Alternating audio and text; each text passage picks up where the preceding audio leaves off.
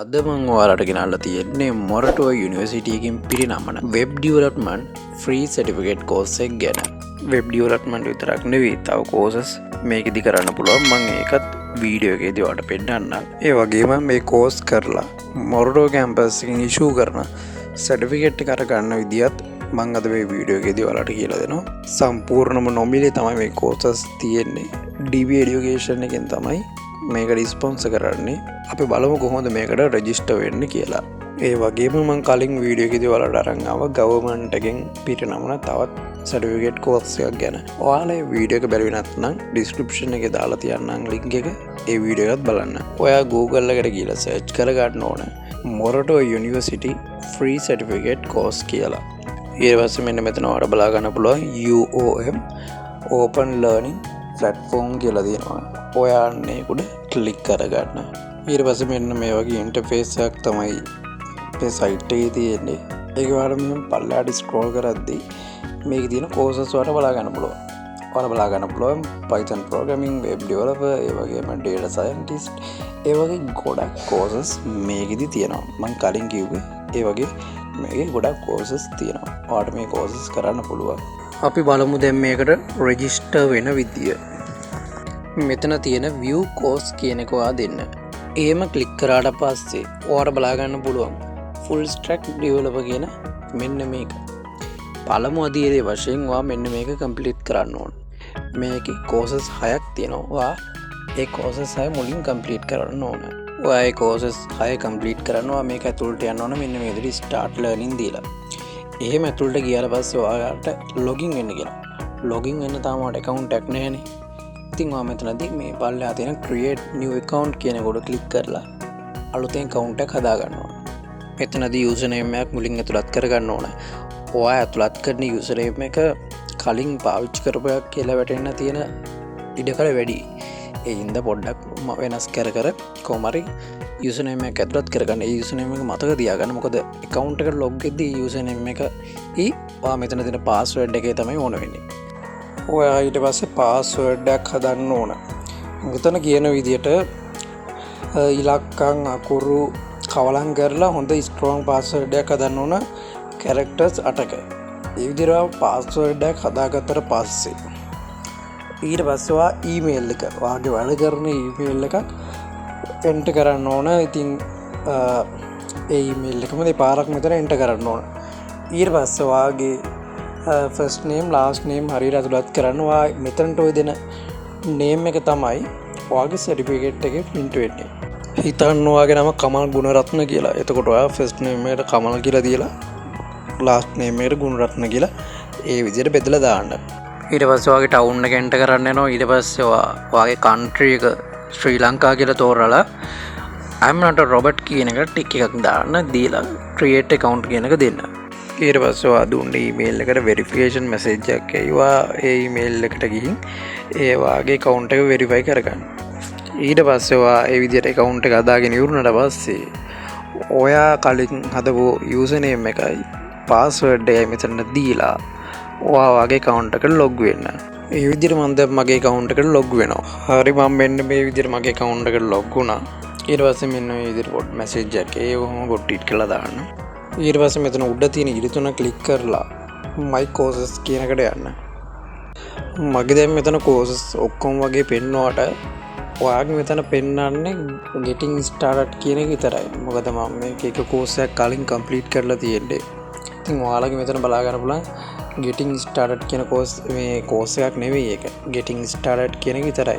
ඒකට ගියාම අර පොඩි introduction එකක් තමයි තියෙන්නේ. අර අපි දැන් මේ ඉන්නේ වෙබ් ඩෙවලොප්මන්ට් කෝස් එකේනේ. එතකොට ඒක ඇතුළේ කෝසස් 6ක් තියෙනවා. ඒ කෝසස් 6 ගැන තමයි මෙතන කියලා තියෙන්නේ. මම මේකේ දැන් ඔය Python programming කියන එක ඇතුළට ගියොත් ඔයාලට බලා ගන්න පුළුවන් ඒකේ තියෙන content එක. ඒකේ තියෙනවා content පළවෙනි content එකේම content. මේකේ තියෙනවා content ටිකක්. ඒ content එක ඉවරනාට පස්සේ ඔයා අන්තිමට දෙන පොඩි project එකක්. ඒ project එකත් complete කරාට පස්සේ ඔයාලට පුළුවන් certificate එක අරගන්න. දැන් මම මේ විදිහට පළවෙනි ලෙසන් එක ඇතුළට යනවා. මම මේ විදිහට පළවෙනි ලෙසන් එක ඇතුළට ගියාට පස්සේ ඊට පස්සේ මෙන්න මේ විදිහට ලෙසන් ටික තියෙනවා. ඔයා මෙන්න මේ lessons complete කරන්න ඕන. ඉතින් මේවා ඔයාට මේ වීඩියෝස් විදිහට තමයි තියෙන්නේ මේ ලෙසන්ස්. ඔයා මේ වීඩියෝස් බලන්න ඕන. මේ වීඩියෝස් බලලා ඊට පස්සේ වීඩියෝ එකට අදාළ තියෙනවා නෝට් එක සම්පූර්ණයෙන්ම.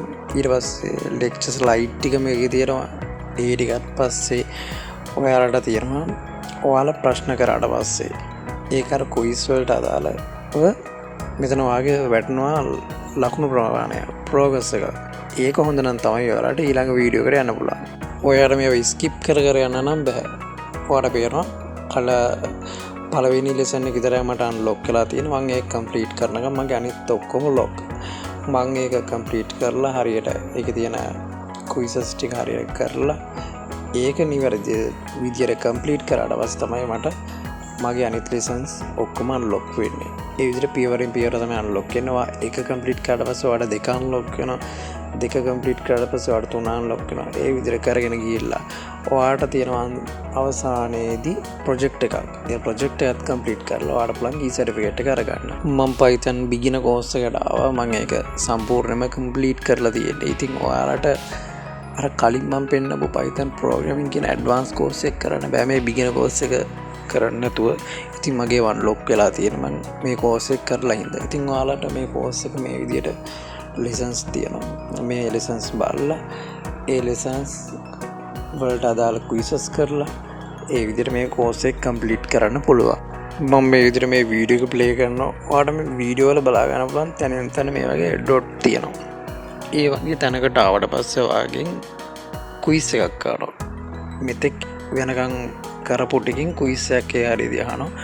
ඔයා එක හරියට කරොත් තමයි ඔයාට ඉස්සරහට යන්න පුළුවන්. මම මේ උත්තරේ දැන් false නේ. මම මේ විදිහට උත්තරේ දීලා connecting කියලා දෙනවා. බැරි වෙලාවත් වැරදි උත්තරයක් දුන්නොත් වෙන දේ තමයි මම මේ විදිහට ඊළඟ quiz එක ගාවට ගිහින් ඔයාලට බලා ගන්න උලන් එතනත් quiz එකක් මේ විදිහට තියෙනවා. මම ඒ quiz එක ගාවට ගිහින් මේ ප්‍රශ්නයට අනුව නම් ආන්සර් එක එන්නේ true. නමුත් මම මේකේ වැරදි උත්තරේ දෙනවා false කියලා. මම මේ විදිහට වැරදි ආන්සර් එක සිලෙක්ට් කරාට පස්සේ වෙන දේ තමයි go back කියලා එනවා. ඒ විදිහට මම go back කියනකොට දුන්නාට පස්සේ අපේ වීඩියෝ එක ආයේ ඒ කොටස වෙනකම් පස්සට යනවා. ඔයාලට පස්සේ නොතේරුණොත් එක ආයෙ එතන ඉඳලා බලාගෙන ඉන්න වෙන්නේ. මේකේ හරියට වීඩියෝ එක බලන්න ඕන. ස්කිප් කර බලලා මේක කරන්න බෑ. ඔයා මෙන්න මේ විදිහට හරි ආන්සර් එක දුන්නොත් තමයි ඔයාලට ඉස්සරහට යන්න පුළුවන් මේ වීඩියෝ එකේ. ඊට පස්සේ තියෙනවා ලෙක්චර් නෝට් එක. මේ නෝට් එක ඔයාලට බලා ගන්න පුළුවන්. ඒ නෝට් එක ඊට පස්සේ මේ ලෙක්චර් නෝට් එකේ යටට ගියාට පස්සේ තියෙනවා තව වීඩියෝ එකක්. ඒ වීඩියෝ වල දාලා ප්‍රශ්න අහනවා. ඔයාලා ඒකත් හරියට කම්ප්ලීට් කරාට පස්සේ ඔයාලට බලා ගන්න පුළුවන් මේකෙත් ක්විසස් තියෙනවා. මම මේකේ එක ක්විස් එකක් කරන්නම්. මේකේ හරි උත්තරේ තමයි true. මම ඉදිරිය දීලා connecting දෙනවා. ඉදිරියට මේකෙත් මේ විදිහට answers දීලා මේ videos බලලා මේ විදිහට ඉස්සරහට යන්න තියෙන්නේ. ඒ විදිහට ඔයා ඔක්කොම lessons ටික අවසන් කරගන්න ඕනේ. ඊට පස්සේ අවසානයේදී තියෙන project එක ඔයා අන්නේ project එකත් ඉවර කරගන්න ඕනේ.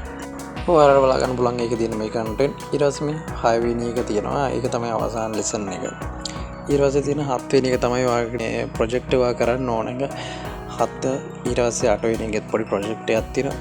ඒකත් ඔයා complete කරාට පස්සේ ඔයාලට පුළුවන් E certificate එක අරගන්න. මම දැන් මේ course එක complete කරලා තියෙනවා. ඉතින් මගේ certificate එක දැන් ඇවිල්ලා තියෙනවා. මම දැන් මෙතන මේ view certificate කියන එක උඩ click කරලා මට ආපු certificate එක ඔයාලට පෙන්නන්න. ඔයාගේ certificate එක ගන්නෙත් මෙන්න මේ විදිහට තමයි. ඉතින් ඔයාලට පේනවා මේ තියෙන්නේ මම කරපු beginner course එකට අදාළ certificate එක. ඔයා beginner course එක මේ විදිහට complete කරාට පස්සේ ඔයාලට පුළුවන් advanced course එක කරන්න. ඊට පස්සේ advanced course එකට අදාළ certificate එකත් ඔයාලට ලැබෙනවා. මේ විදිහට මේකේ තියෙන courses 6. ඒ courses 6ම complete කරන්න ඕන. ඒ විදිහට course එක complete කරලා ඔයාත් ඔයාගේ certificate එක අරගන්න.